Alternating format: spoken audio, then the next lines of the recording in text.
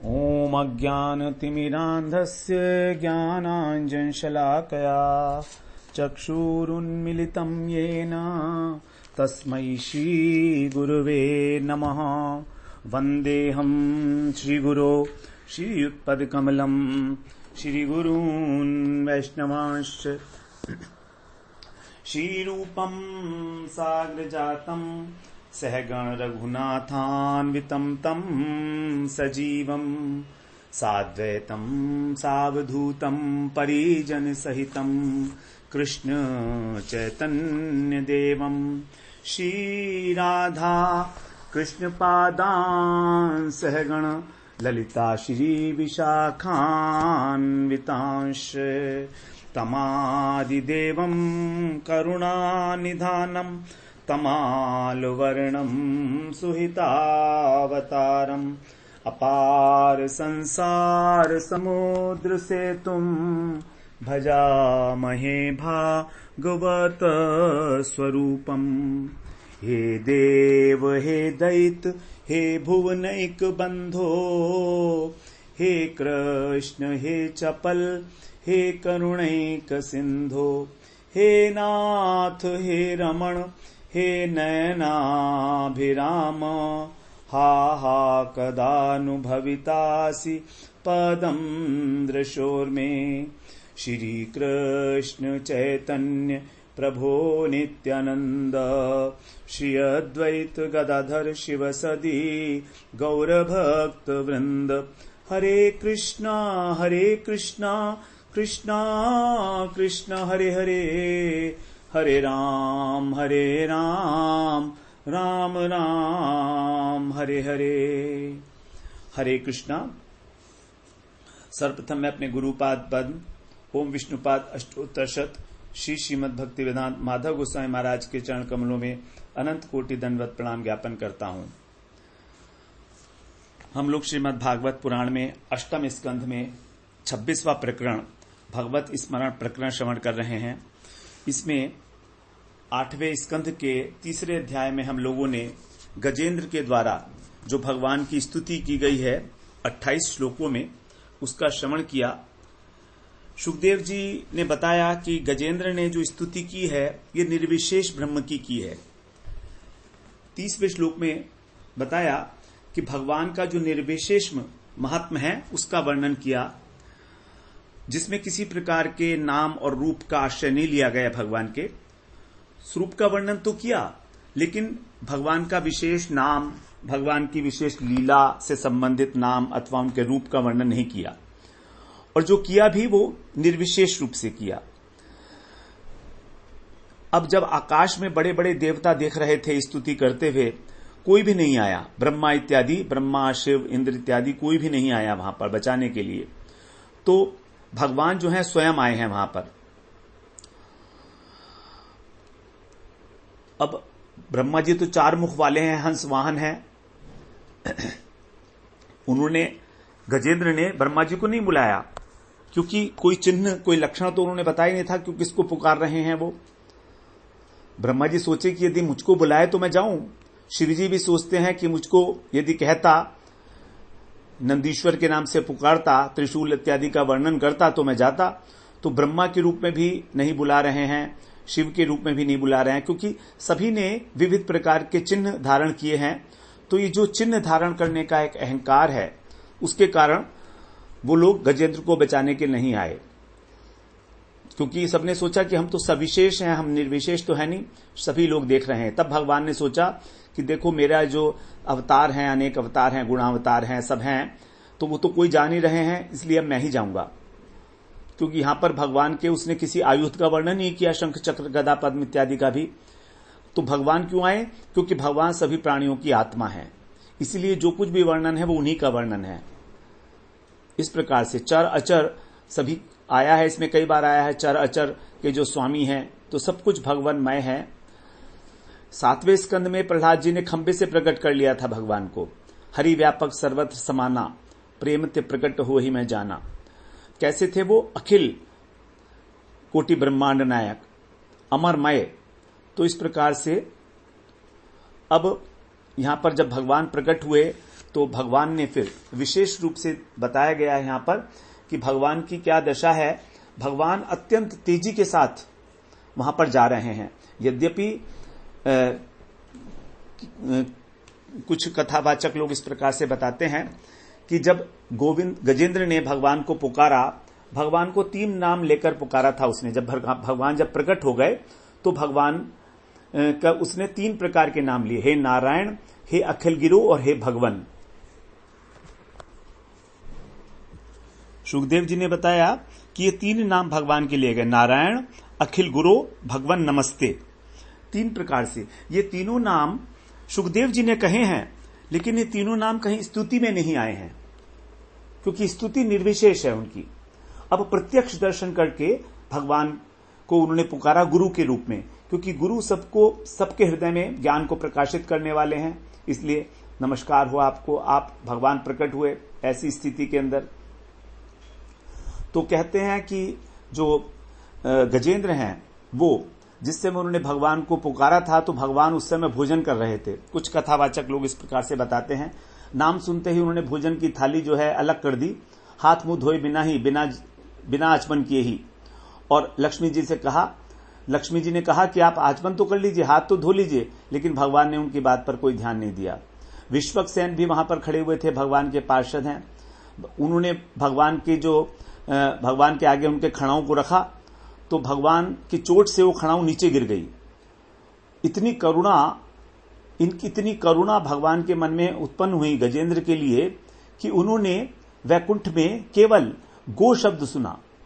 वो लोग कहते हैं कि भगवान को गोविंद कहकर पुकारा था, ऐसा भी कहीं कहीं शास्त्रों में आता है।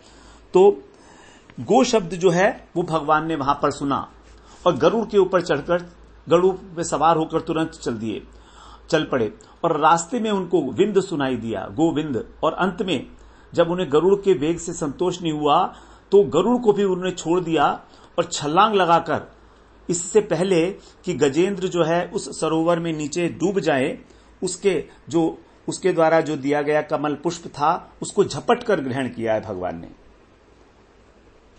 भगवान इतने वेग से चले हैं, शब्द के वेग से, इसलिए कहा गया छांदोमयेन गरुड़ेन। जैसे छंद कहता है वेद की जो ध्वनि होती है उसको, तो जब उस वेग से भी नहीं चला तब मन की गति से भी ज्यादा तेज चलने वाले जो भगवान हैं वो पलक झपकने से भी पहले ही वहां पर पहुंच गए। देवता लोग जब देखते ही देखते रह गए। भगवान के विषय में बताया, तम वीक्ष्य पीड़ितम अजह, अर्थात भगवान मानो अपनी ही कृपा से पीड़ित हो गए, क्योंकि भगवान का स्वभाव है कृपा करना। यदि वो कृपा नहीं कर पाते हैं तो पीड़ित हो जाते हैं भगवान।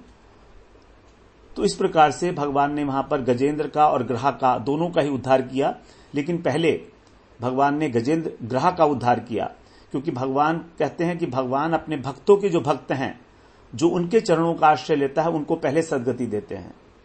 तो इसी प्रकार से भक्त ही भक्त जन प्रिय, भगवान की घोषणा भी है कि भगवान जो हैं अपने भक्तों के अत्यंत प्रिय हैं।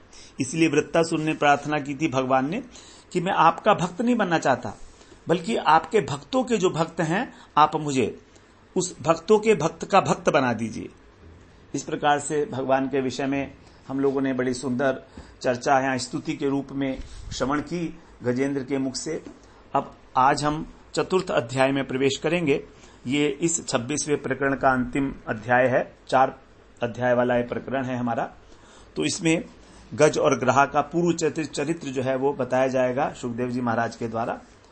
तो अब कह रहे हैं, श्री शुक उवाच तदा देव ऋषि गंधर्वा ब्रह्मेशान पुरोगमः मुमुचु कुसुमासारम संसन्तः कर्म तद्धरे। तदा माने तब देवता, ऋषि, गंधर्व, ब्रह्मा और ईशान पुरः, ईशान मतलब ईश कौन है? शंकर जी।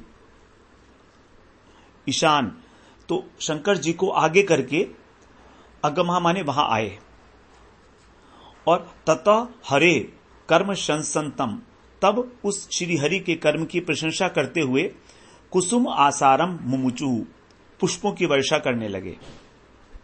इस प्रकार से वहां पर सभी देवता जो हैं, ब्रह्मा इत्यादि, शिव जी को जब भी कभी भगवान के पास जाना होता है तो हम देखते हैं शिव जी को पहले आगे कर दिया जाता है, क्योंकि सभी को मालूम है कि शिव जी जो है भगवान के अत्यंत प्रिय हैं।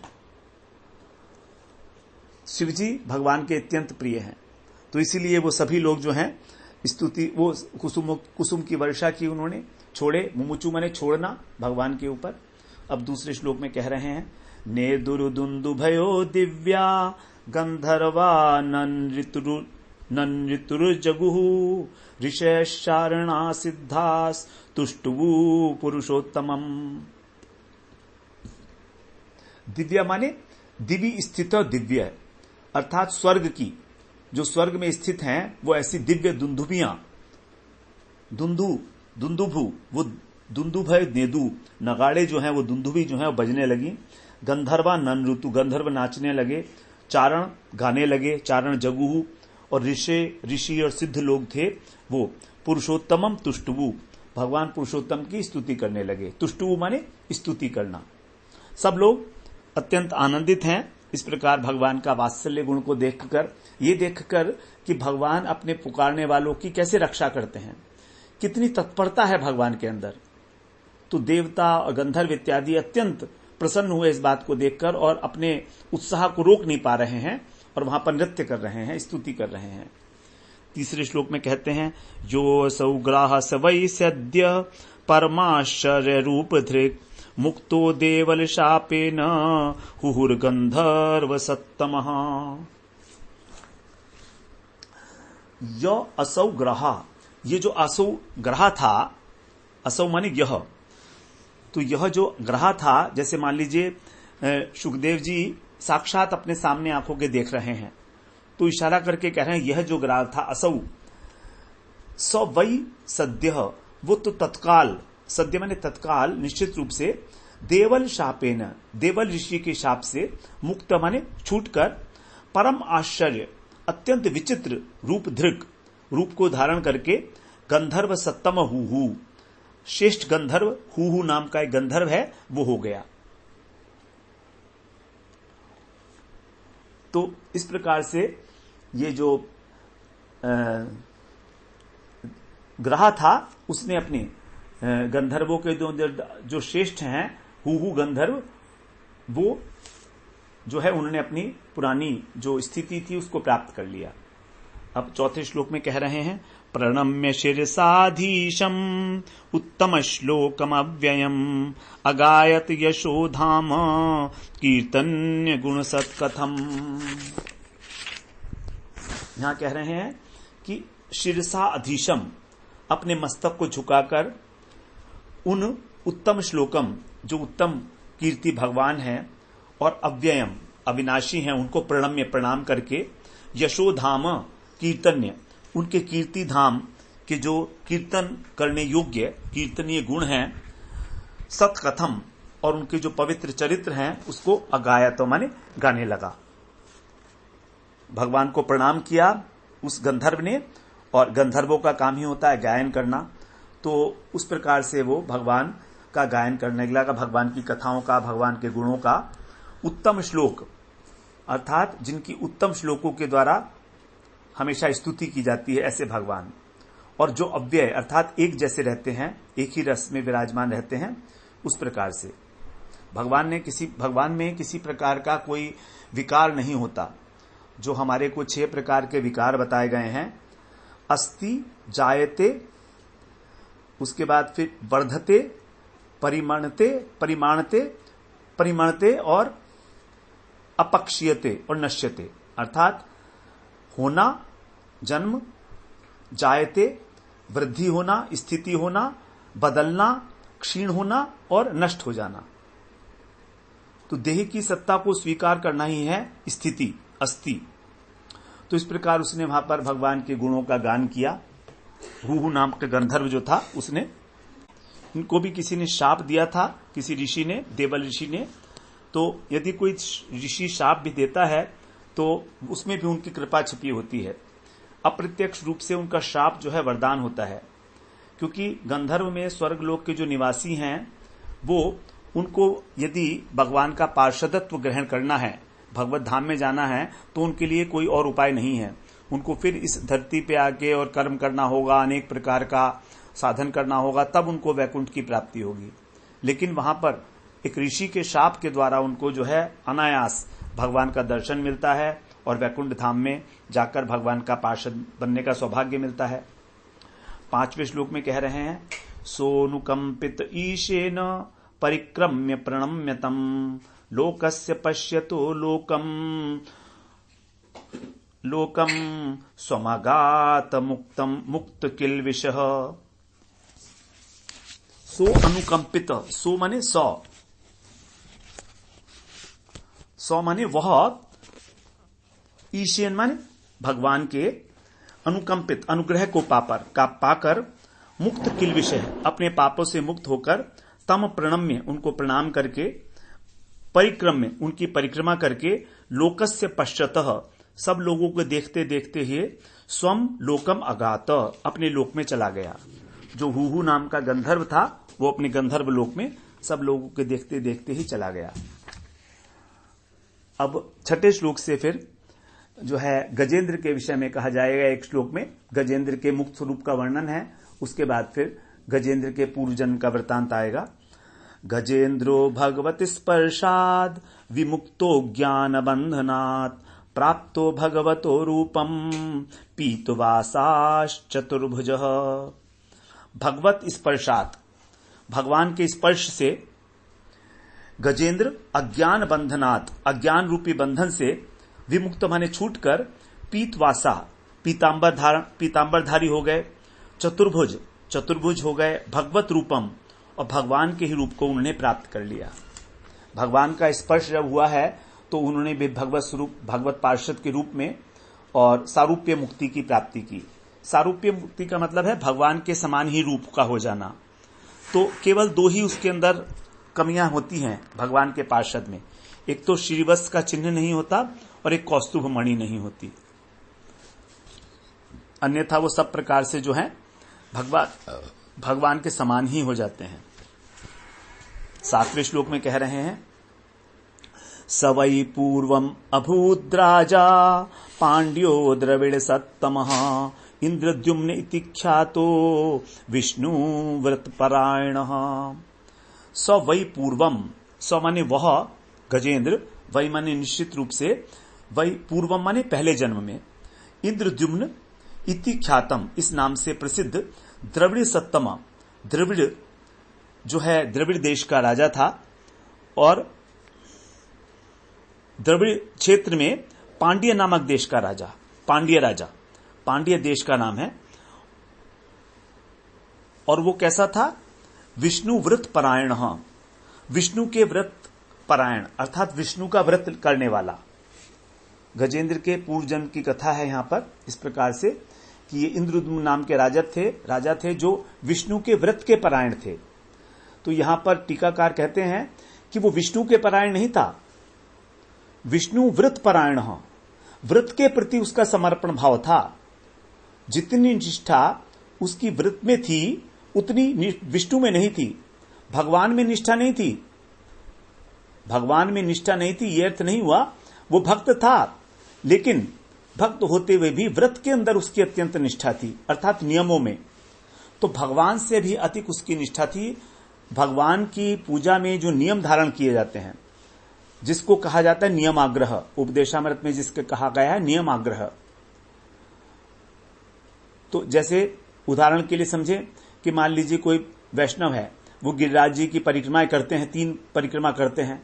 तो बताया जाता है कि विट्ठल दास जी का एक शिष्य था, वो गिरिराज जी की 3 परिक्रमा करता था, कई सालों तक उसने परिक्रमा की, परंतु जो विट्ठल नाथ जी थे वो उनसे कभी बोले नहीं। अब उनका जो शिष्य था वो उनको दंडवत करता और परिक्रमा करने के लिए चला जाता, कभी उन्होंने आज्ञा भी नहीं मांगी उनसे परिक्रमा की। तो उसने एक दिन सोचा कि परिक्रमा मार्ग में ठाकुर जी आते हैं गोचारण करने के लिए, तो आए होंगे खेलने यहां पर, और मार्ग में कंकड़ पत्थर हैं, कंकड़ पड़े हुए हैं, तो हो सकता है कृष्ण जो है इधर ही मार्ग से आएंगे तो उनको कंकड़ चुभेंगे, कहीं उसको कष्ट हुआ। तो मार्ग के कुछ पोर्शन में उसने सफाई करनी शुरू की, बुहारी दी कि कृष्ण को जिससे कष्ट ना हो, कोमल चरणों को। अब इसलिए थोड़ा विलंब हो गया, अब परिक्रमा पूरी नहीं कर पाया। नेक्स्ट डे जो गुरुजी थे, गुसाई जी, विट्ठलनाथ जी थे, उन्होंने पूछा मुस्कुराकर कि आओ बैठो, आज परिक्रमा को नहीं गए तुम? तो उसे बड़ा आश्चर्य हुआ कि मुझ पर इतनी कृपा कर रहे हैं, प्रेम से बोल रहे हैं मेरे से। तो इसलिए उन्हें दंडवत प्रणाम किया, पूछा कि मैं वर्षों से आपके चरणों में पड़ा हूं, लेकिन आपने अभी तक मुझसे एक अक्षर भी नहीं कहा कभी, और आज नियम टूट गया मेरा, मैं परिक्रमा कर नहीं पाया, तो भी आप मुझसे प्रसन्न हैं, ऐसा क्यों है? क्योंकि परिक्रमा पूरी नहीं कर पाया, तीन परिक्रमा डेली करना, क्योंकि वो कंकड़ पत्थर बीनने में लग गया था। तो विट्ठलनाथ जी जो उनके गुरु हैं वो बोलते हैं कि देखो, अभी तक तुम अपने व्रत का निर्वहन कर रहे थे अपने कल्याण के लिए, लेकिन आज तुमने ये नहीं सोचा कि मैं अपना पूरा व्रत कर पाऊंगा कि नहीं। कृष्ण के सुख के विषय में आज तुमने सोचा, उनकी सेवा की है। तो वास्तव में जो कृष्ण की सेवा है वही वास्तविकता है, वही भजनीय वस्तु में निष्ठा है। तो निष्ठा हमको होनी चाहिए व्रत में, अच्छी बात है, लेकिन इतनी निष्ठा भी ना हो कि उसके अंदर भजनीय वस्तु भगवान के प्रति ही हमारा कोई वो हो जाए, उनकी प्रसन्नता ना हो उसमें। तो जिनके लिए व्रत किया जा रहा है उनमें और उनके जो भक्त हैं उनके अंदर विशेष आदर का भाव रखना चाहिए। शिव जी ने पार्वती जी से कहा है, आराधना नाम सर्वेशाम विष्णुर आराधनम परम तस्मात् परतरम देवी तदीया नाम समर्चनम। शिवजी कहते हैं पार्वती जी से कि हे देवी, सभी आराधनाओं में विष्णु की आराधना सर्वश्रेष्ठ है, लेकिन उससे भी परतर, उससे भी श्रेष्ठ कोई आराधना है तो तदीया नाम समर्चनम, जो भगवान की तदीय वस्तु हैं उनकी अर्चना करना, अर्थात भगवान के भक्तों की अर्चना करना। तो इस प्रकार से भगवान के जो भक्त हैं और भगवान हैं उनके प्रति हमारे अत्यंत निष्ठा होनी चाहिए, न कि अपने व्रत के प्रति, अन्यथा वो नियमाग्रह रूपी दोष कहलाएगा, नियम का आग्रह करना। और भगवान की सेवा करें और भक्तों की उपेक्षा कर दें तो भी भगवान प्रसन्न नहीं होंगे। अब 8वें श्लोक में कह रहे हैं, स एकदा राधन कालात्मवान गृहीत मौन व्रतीश्वरम हरिम जटाधरस्तापस आप्लुतोच्युतम समर्चयामास कुलाचलाश्रमः। सौ माने वह इंद्रद्युम्न जो राजा था वो आत्मवान था, अर्थात अत्यंत मनस्वी था, और वो जटाधर, जटाएं धारण किए हुए था, तपस्वी बनकर कुलाचला आश्रम, मलय पर्वत पर आश्रम में आराधन काल, उपासना के समय आप्लुत माने स्नान करके, ग्रहित मौन व्रत को धारण करके, ईश्वरम अच्युतम, जो ईश्वर हैं, अच्युत हैं, श्री हरि हैं, उनकी समर्चया मास, अर्चना कर रहा था। तो यहां पर जो है, जिस समय वो पूजा कर रहा था उस समय उनका जो है भगवान की अर्चना कर रहा था वो शुद्ध होकर। अब 9वें श्लोक में कहते हैं, यदृच्छया तत्र महायशा मुनिः समागमच्छेच्छ गणैः परिश्रितः तम वीक्ष्य तूष्णीम अकृतारणादिकम् रहस्युपासीन मृषिश्चुकोपः। यदृच्छया, संयोगवश, तत्र माने वहां पर, शिष्य गणी परिश्रितः, अपने शिष्य समुदायों के सहित, महायशा, जो महान यशस्वी हैं ऐसे, मुनि माने अगस्त मुनि, समागमत आ गए, और अर्हण आदिकम, जो पूजा इत्यादि अकृत माने न करके, जब उनकी पूजा नहीं की गई, तम, उस राजा को उन्होंने तूषणीम, चुपचाप और रहस्य उपासीनम, एकांत में बैठा हुआ देखा, वीक्ष्य माने देखा, तो ऋषि ह चुकोप, ऋषि अत्यंत क्रुद्ध हो गए। तो जब उन्होंने देखा कि इस राजा ने मेरा किसी भी प्रकार से अभ्यर्थना नहीं की, सत्कार नहीं किया, ऐसे महान यश वाले अगस्त ऋषि जो हैं वो, तो इस प्रकार से जब उन्होंने देखा तो वो समझ गए कि ये जो है अपने स्थान पर ही बैठा हुआ है, चुपचाप, हाथ भी इसने नहीं जोड़े मेरे को, बड़ा उनको क्रोध आया।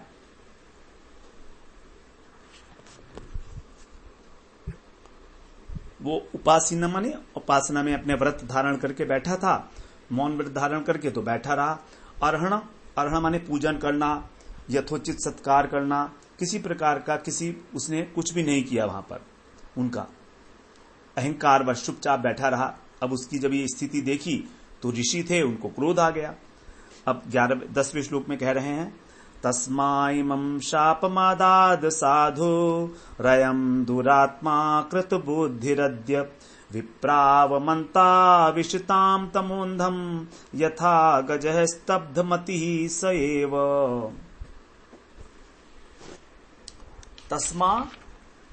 तस्मात् इमम, यहां वैसे तस्मात है ही, लेकिन यहां तस्मा कर दिया गया क्योंकि आगे लोप हो गया है कुछ विभक्ति वगैरह का। तो तस्मात इमम, इसलिए उन्होंने शापम अदात, ये शाप दे दिया। अयम असाधु, ये असाधु है। जो मेरे सामने बैठा हुआ आंखें बंद किए हुए और बैठा है, तो ये कैसा है? असाधु है और दुरात्मा, दुष्ट चित्त है, अकृत बुद्धि, दूषित बुद्धि वाला है, दुष्ट बुद्धि वाला है। अद्य, आज विप्र अवमंता, इसने ब्राह्मण का अपमान किया है। तो जैसे यथा माने जैसे स्तब्धमति, जैसे इसकी जड़ बुद्धि हो रही है, उसी प्रकार से ये गजह माने हाथी हो जाए। अंधम तमह, उस घोर अज्ञान में स एव विशताम, उस हाथी की योनि में प्रवेश करे। क्योंकि हाथी जो है वो बिल्कुल जड़ बुद्धि बताया जाता है। हाथी के अंदर किसी प्रकार की कोई बुद्धि नहीं होती, इसलिए उसको कहा स्तब्धमति। तो अंधकार में प्रवेश करे, तमा माने अंधकार, अर्थात अज्ञान में प्रवेश करे। और अज्ञान जो है सबसे अधिक होता है हाथी की योनि में। तो अगस्त मुनि ने इंद्रद्युम्न महाराज को हाथी बनने का शाप दे डाला। और वास्तव में ये शाप जो है अगर अप्रत्यक्ष रूप से एक वरदान था, क्योंकि हाथी का जीवन बिताने से उसके पूर्व जन्म के सारे पाप नष्ट हो गए थे। और हाथी का जीवन अंत होते ही भगवान जैसा उसको शरीर प्राप्त हो गया, उसने वैकुंठ धाम की प्राप्ति की, सारूप्य मुक्ति प्राप्ति की।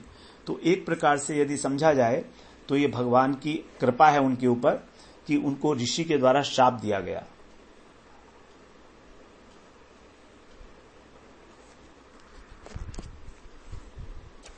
विप्रावमंता, विप्रावमंता का अर्थ है ब्राह्मणों को अपमानित करने वाला है जो, क्योंकि भगवान भी कितना ब्राह्मणों को आदर देते हैं। ब्रह्मणे शब्द कहा गया है उनके लिए, नमो ब्रह्मणे देवाय गौ ब्राह्मण हिताय चे। ब्रह्मणे का अर्थ है कि जो ब्राह्मणों को आदर देता है, सत्कार करता है उनका।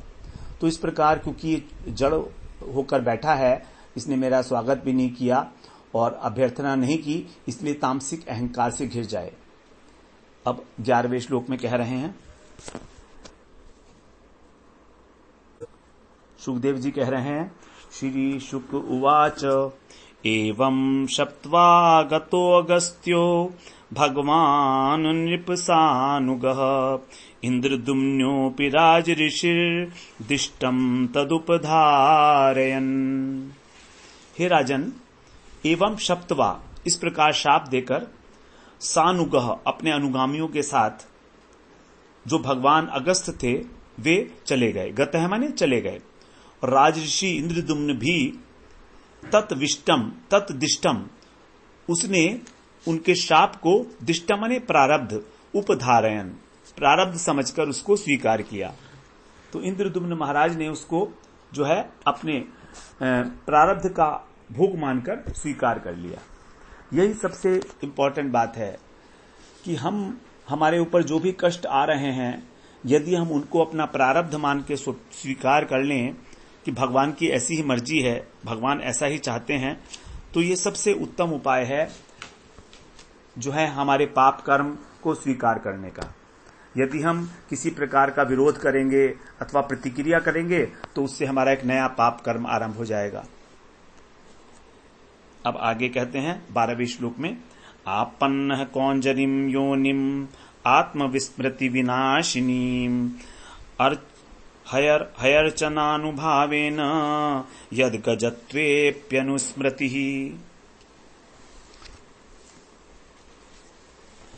यहां पर अब कहा जा रहा है कि आत्मस्मृति विनाशिनी, अपनी आत्मा की स्मृति को नष्ट करने वाली, अर्थात आत्मज्ञान को अवृत करने वाली ऐसी कौंजरीम योनिम, हाथी की योनि में आपन्न, उन्होंने प्राप्त की।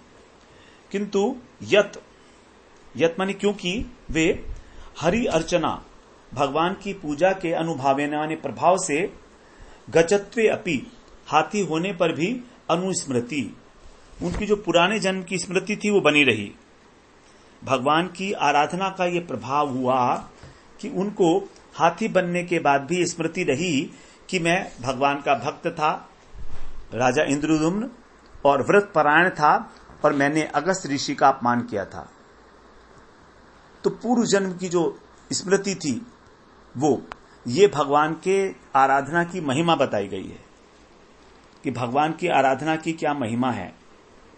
भगवान की महिमा के प्रभाव से गज शरीर प्राप्त होने पर भी, जो कि अत्यंत निकृष्ट माना जाता है विवेक की दृष्टि से, उनको पूर्व जन्म की स्मृति रही। इसलिए कहा जाता है कि भगवान का जो भजन होता है वो कभी भी व्यर्थ नहीं होता। ये भजन की महिमा है। जड़ भरत जी का जो हम लोगों ने प्रसंग सुना, श्रवण किया 5वें अध्याय में, 5वें स्कंध में, वो भी इसी प्रकार से, जब जड़ भरत जी को जो है मृग की योनि प्राप्त हुई थी, तो मृग योनि प्राप्त होने पर भी उनको पूर्व स्मृति रही पूर्व जन्म की कि मैं पहले जन्म में क्या था। उसी बात को फिर यहां पर बताए रहे हैं। अब 13वें श्लोक में कह रहे हैं सुखदेव जी, एवं विमोक्ष्य गजयूथपमाब्जनाभस् तेनापि पार्षद गतिम गमितेन युक्तः गंधर्व सिद्ध विबुधैरुपगीयमान कर्माद्भुतम स्वभवनम गरुड़ासनोगात। यहां कह रहे हैं एवं गजयूथपम, इस प्रकार जो गजराज थे, गजयूथ पम, गजराज मतलब गजो, हाथियों के समूह का पालन करने वाले जो गजेंद्र थे, उनको विमोक्ष माने छुड़ाकर और उसको अपना पार्षद गतिम गमितेन, अपना पार्षद बना लिया भगवान ने। इस प्रकार वो अब्ज नाभ, अब्ज का मतलब होता है कमल, तो जो भगवान जिनके नाभि से कमल की उत्पत्ति हुई, ऐसे कमल नाभ भगवान तेन अपि युक्त है, उसको भी साथ में लेकर, और गंधर्व सिद्ध विबुधई, गंधर्व सिद्ध और देवताओं के द्वारा, विबुधई माने विबुधा माने देवता, अद्भुतम कर्म, इस अद्भुत कर्म का उपगीयमान, गान होते समय ही गरुड़ासन है, गरुड़ पर बैठकर स्वभवनम अगात, तो अपने धाम चले गए। तो गजेंद्र को भी वो पार्षद शरीर प्राप्ति हुई और उसको अपने साथ ही बैठाकर ले गए भगवान। भगवान कितने करुणा वरुणालय हैं, देखिए, अपना पार्षद बनाया और उसको अपने साथ जोड़ लिया, अपने साथ लेकर गए हैं। और इस प्रकार जो गंधर्व देवता इत्यादि हैं वो भगवान की अद्भुत लीला का गान कर रहे हैं। तो उसको सुनते सुनते ही भगवान अपने धाम में पधारे। इस प्रकार यहां पर बताया। अब आगे जो है इसको बता रहे हैं, एतन महाराज तवेरितो मया कृष्णानुभावो गजराज मोक्षणम स्वर्ग्यम यशस्यम कलिकल्मषापहम दुस्वप्न नाशम कुरुवर्य शृण्वताम। हे कुरुवर्य, अर्थात हे कुरुवंशियों में श्रेष्ठ महाराज परीक्षित, मया एतत्, मेरे द्वारा यह, तब ईरितम, तुमको जो सुनाया गया है, कृष्ण अनुभाव, श्री कृष्ण का जो प्रभाव है, क्या, गजराज मोक्षणम, कि गजराज को मोक्ष दिलाना, उसको छुड़ाना, शृण्वताम, जो सुनने वाले हैं, तथा सुनने वालों को स्वर्गीयम यशस्यम, स्वर्ग और यश देने वाला है। कली, जो कलयुग के कलमश अपहम, दोषों को दूर करने वाला है, और दुस्वप्न नाशम, बुरे स्वप्नों के का जो फल मिलता है या बुरा स्वप्न में जो डर लगता है उसको नाश करने वाला है। तो फलश्रुति बता रहे हैं यहां पर कि इस प्रकार जो इस गजेंद्र मोक्ष का सुनता है, इसको, उसको स्वर्ग यश की प्राप्ति होती है और सभी पाप नष्ट होते हैं और स्वप्न जो है वो बुरे स्वप्न आने बंद हो जाते हैं। 15वें श्लोक में कह रहे हैं, यथानुकीर्त्यन्त्येतत् श्रेयस्कामा द्विजातयः शुचयः प्रातरुत्थाय दुःस्वप्नाद्युपशान्तये। यथा माने जैसे, श्रेय कामा, जो अपना कल्याण चाहते हैं, द्विजाति, जो द्विजाति के लोग हैं, द्विज कहा जाता है ब्राह्मण, क्षत्रिय और वैश्य, इनका जब उपनयन संस्कार हो जाता है तो इनका दूसरा जन्म होता है, इसलिए उनको द्विज कहा जाता है। तो ऐसे द्विजाति के जो लोग हैं, प्रातः उत्थाय, सवेरे उठकर, शुचय माने पवित्र होकर, दुस्वप्न आदि की उपशांति, शांति के लिए एतत् अनुकीर्तयन्ति, प्रतिदिन इसका कीर्तन करते हैं, पाठ करते हैं। तो इस प्रकार से जो भगवान की महिमा को बताने वाला, बढ़ाने वाला स्तोत्र है, इसका ब्राह्मणों के द्वारा, क्षत्रियों के द्वारा, वैश्यों के द्वारा भी पाठ किया जाता है। अब आगे 16वें श्लोक में ये बात बताया, अब 17वें श्लोक से बता रहे हैं।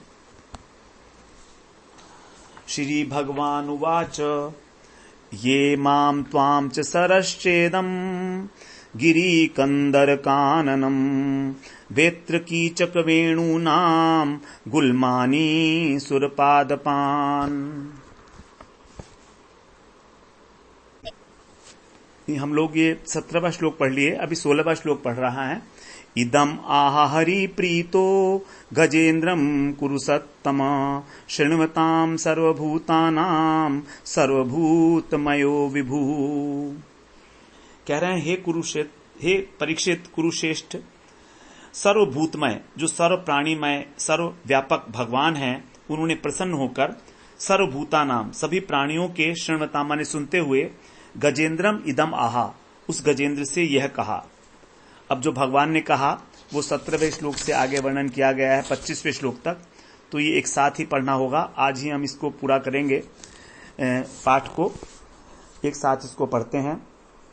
ये माम त्वाम च सरश्चेदम गिरीकंदर काननम वेत्र कीचक वेणूनाम गुल्मानी सुरपादपान शृंगाणि मानि धीष्याणि ब्रह्मणो मे शिवस्य च क्षीरोदम मे प्रियम धाम श्वेत दीपम च भास्वरम श्रीवत्सम कौस्तुभम मालाम गदाम कौमुदकीं मम सुदर्शनम पांचजन्यम सुपर्णम पतगेश्वरम शेषम च मत्कलां सूक्ष्मां श्रियं देवीं मदाश्रयां ब्राह्मणं नारदं ऋषिं भवं प्रह्लादमेव च मत्स्य कूर्म वराहाद्यैरवतारैकतानि मे कर्माणि अनंत पुण्यानि सूर्यं सोमं हुताशनं प्रणवं सत्यमव्यक्तं गोविप्रान् धर्मव्ययं दाक्षायिणीर्ध धर्मपत्नी सोमकश्यपयोरपि गंगां सरस्वतीं नन्दां कालिन्दीं सितवारणं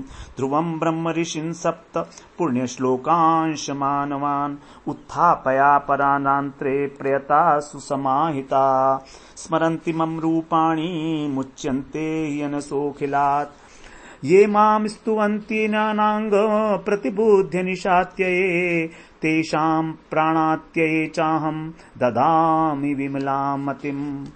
यहाँ जो गजेंद्र की स्तुति है, इसके विषय में ब्रह्मा भगवान स्वयं कह रहे हैं कि जो लोग रात के पिछले पहर में उठकर इंद्रिय निग्रह पूर्वक एकाग्र मन से मेरा, तेरा और सरोवर का, पर्वत, कंदरा, वन, वेत, कीचक, पास के झुरमुट, जो हमारे सरोवर की शोभा में श्रवण किया था, यहाँ के दिव्य वृक्ष, पर्वत शिखर, मेरे ब्रह्मा जी के, शिव जी के निवास स्थान, क्षीर सागर, श्वेत दीप, श्रीवत्स, कौस्तुभ माला, वनमाला, कौमुद की गदा भगवान की, सुदर्शन चक्र, पांचजन्य शंख, पक्षीराज गरुण, भगवान के सूक्ष्म कला स्वरूप शेष अवतार, आश्रम में रहने वाली लक्ष्मी जी, ब्रह्मा जी, नारद, शंकर, प्रह्लाद, मत्स्य, कच्छप, वराह इत्यादि अवतारों में किए गए जो अत्यंत पुण्यमय चरित्र हैं भगवान के, सूर्य, चंद्रमा, अग्नि, ओंकार, सत्य, मूल प्रकृति, गाय, ब्राह्मण, सनातन धर्म, सोम, कश्यप, धर्म की पत्नियां, दक्ष कन्याएं, गंगा, सरस्वती, अलकनंदा, यमुना, ऐरावत हाथी, भक्त शिरोमणि ध्रुव, सप्त महर्षि, सप्त ब्रह्म ऋषि, पवित्र कीर्ति जो नल, युधिष्ठिर और जनक इत्यादि हैं, ऐसे महापुरुषों का स्मरण करते हैं, वे समस्त पापों पे छूट जाते हैं, क्योंकि सब के सब मेरे ही रूप हैं। हे प्यारे गजेंद्र, जो लोग ब्राह्म मुहूर्त में जगकर तुम्हारी की हुई स्तुति से मेरा स्तवन करेंगे, मृत्यु के बाद मैं उन्हें निर्मल बुद्धि दान करूंगा। ददामी विमलाम मतिम। तो ब्रह्म मुहूर्त में जो है इस गजेंद्र मोक्ष का पाठ किया जाता है, 28 श्लोक वाली। अब सुखदेव जी कह रहे हैं, श्री शुकुवाच इत्यादिश्च ऋषिकेश प्रदमाय जलजोत्तमम् हर्षयन् विबुधानीकम् आरुरोह खगाधिपम्। सुखदेव जी कहते हैं कि हे परीक्षित, भगवान श्री कृष्ण ऋषिकेश ने ऐसा कहकर आदिश्य, ऐसा आदेश देकर देवताओं को आनंदित करते हुए, हर्षयन विबुधान, सबको आनंदित करते हुए अपना श्रेष्ठ शंख बजाया, प्रथमाय जलज उत्तमम, जो श्रेष्ठ शंख है, और गरुड़ पर सवार हो गए, खगाधिपम आरुरुह, इस प्रकार से भगवान वहां से गरुड़ पर सवार होकर चले गए। तो यहां आज हम लोगों ने यह पंचम अध्याय श्रवण किया, जिसमें गजेंद्र स्तुति का जो फलश्रुति है वो स्वयं भगवान के द्वारा बताई गई है, सुखदेव जी के द्वारा भी बताई गई है कि इसका पाठ करने वाले, श्रवण करने वाले व्यक्ति को, सभी को यश की, उन्नति की, स्वर्ग की प्राप्ति होगी, उनके पापों का नाश होगा। और भगवान ने कहा कि जो ब्रह्म मुहूर्त में उठकर इसका पाठ करेगा उसको मैं निर्मल बुद्धि का दान करूंगा। अगले सत्र से फिर हम लोग जो है